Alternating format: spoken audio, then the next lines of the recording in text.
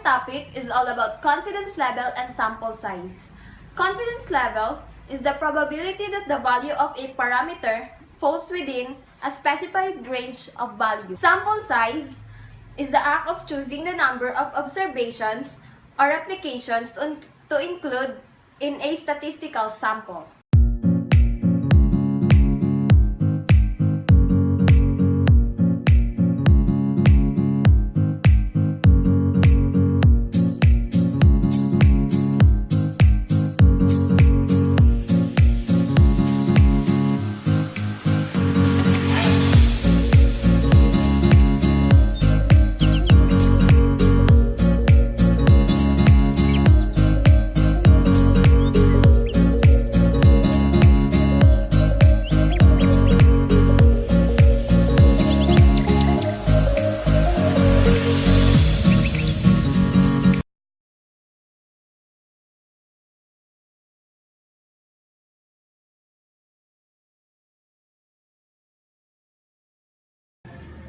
Step 1. 95% confidence level alpha equals 0.05. We get 0.05 by subtracting 1 to the confidence level, which is 95% or 0.95. We get 0.05 by subtracting 1 to the confidence level, which is 95% or 0.95. 1 minus 0.95 or 95% is equal to 0.05. Step 2. C sub alpha over 2 equals 1.96. The confidence coefficient of 95% and confidence level is 1.96. The confidence coefficient of 95% and confidence level is 1.96. Step 3. The margin of error is 5. Step 4. The standard deviation is 75. The given standard deviation is 75. Step 5. N equals the quantity Z sub alpha over 2 times standard deviation over the margin of error, quantity squared, equals 1.96 times 75 over 5.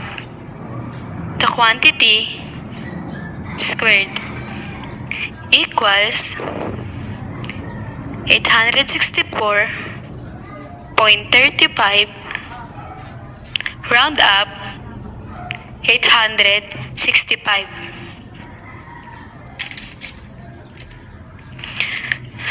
Multiply the numerator, which is the confidence coefficient, the standard deviation, and equal it. If you get the answer,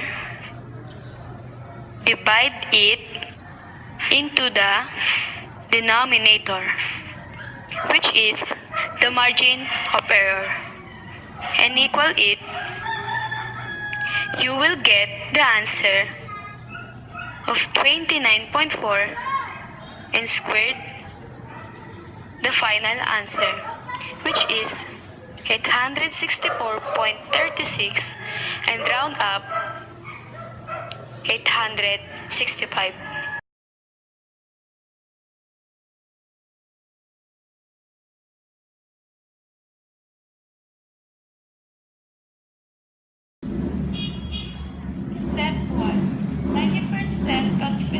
alpha equals 0.10 or 0.1. Get 0.10 or 0.1 by subtracting 1 to the confidence level, which is 90%. 1 minus 90% is equal to 0.10. The confidence coefficient of 90% is 1.65. Step 2. Z sub alpha over 2 is equals to 1.65. Step 3. The given margin of error is 1.5. Step 4. The given standard deviation is 8. Step 5. N is equals to quantity of Z sub alpha over 2 times standard deviation over the margin of error quantity squared. Multiply the numerator, which is the confidence coefficient, to standard deviation. If you get the answers, divide it to the denominator, which is the margin of error, and equal it. And you will get the final answer, which is 77.44.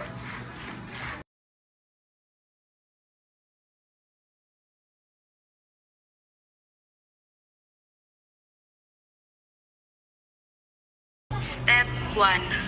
95% confidence level alpha equals 0.05.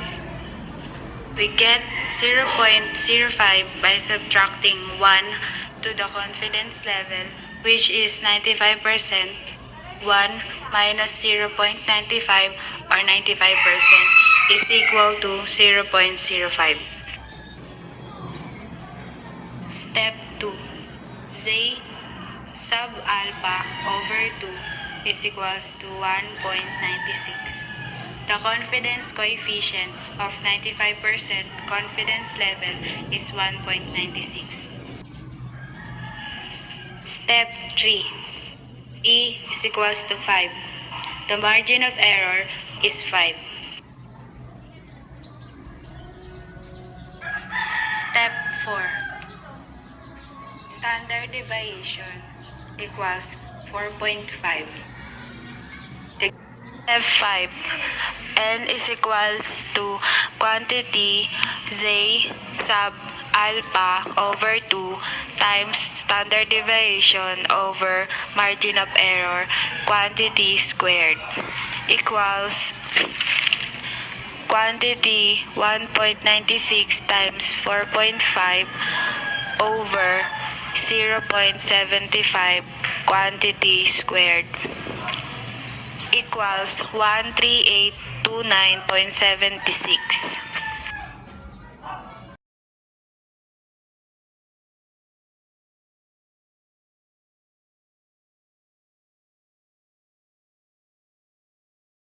Step 1.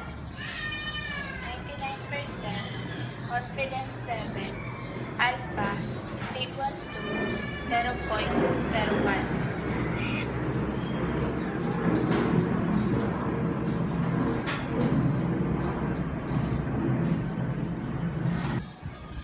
Step 2. Z sub alpha over 2 is equals to 2.58. The confidence coefficient of 99% is 2.58.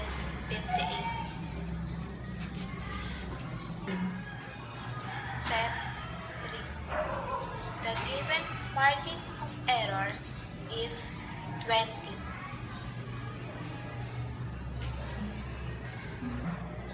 Step 4. The given standard deviation is 100. Step 5. N is equals to quantity of Z sub alpha over 2 times standard deviation over the margin of error quantity squared unique to substitute it to n is equals to quantity of 2.58 times 100 over 20 quantity squared. We need to multiply the numerator, which is the confidence coefficient 2.58 to standard deviation, which is 100, and equal it. If you get the answer, divide it into the denominator, which is the margin of error 20, and equal. Square the answer and you will get the final answer, which is 166.41.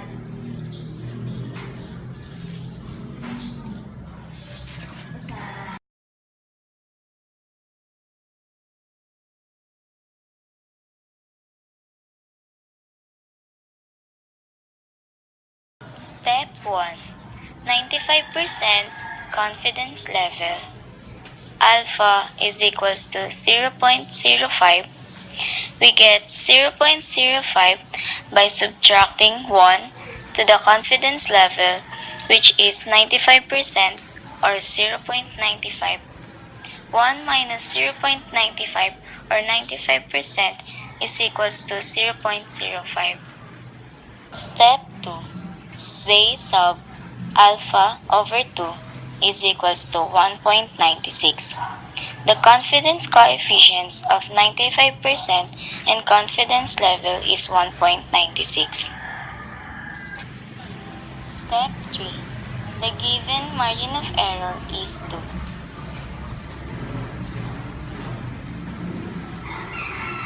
Step 4. The given standard deviation is 5. Step 5. N is equal to quantity of Z sub alpha over 2 times standard deviation over the margin of error quantity squared. You need to substitute in N is equals to quantity of 1.96 times 5 over 2 quantity squared. The answer is 24.01.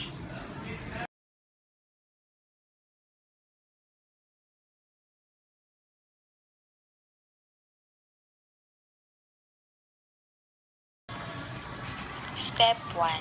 95% confidence level. Alpha equals 0.05. We get 0.05 by subtracting 1 to the confidence level, which is 95% or 0.95. 1 minus 0.95 or 95% is equal to 0.05. Step 2. Z sub alpha over 2 equals 1.96. The confidence coefficient of 95% and confidence level is 1.96. Step 3. The margin of error is 0.54.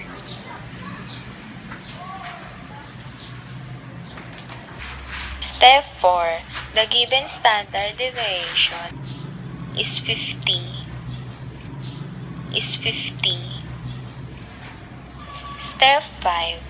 N is equals to quantity of Z sub alpha over 2 times standard deviation over the margin of error quantity squared.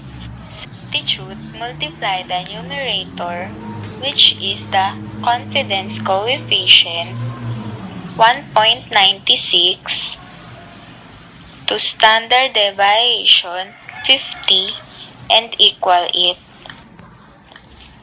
If you get the answer, divide it into the denominator, 0.54, which is the margin of error and equal it. And you will get the answer. And the final answer is 32935.5. But if you have a direct scientific calculator, you can also do it.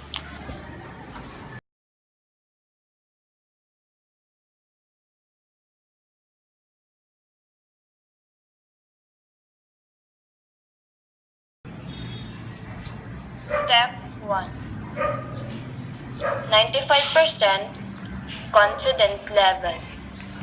Alpha is equal to 0.05.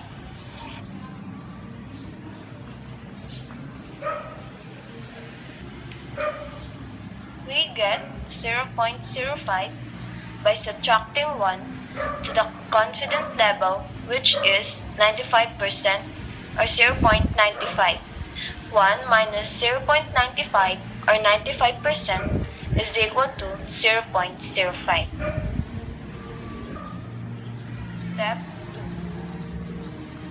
Z sub alpha over 2 is equal to 1.96. The confidence coefficient of 95% and confidence level is 1.96. Step 3.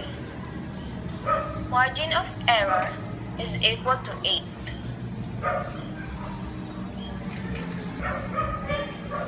Step 4. Standard deviation is equal to 36. The given standard deviation is 36. Step 5. N is equal to quantity Z sub alpha over 2 times the standard deviation divided by the margin of error, quantity squared. So, we will substitute it to the given, which is quantity 1.96 times 36 divided by 8, quantity squared. The final answer is 78.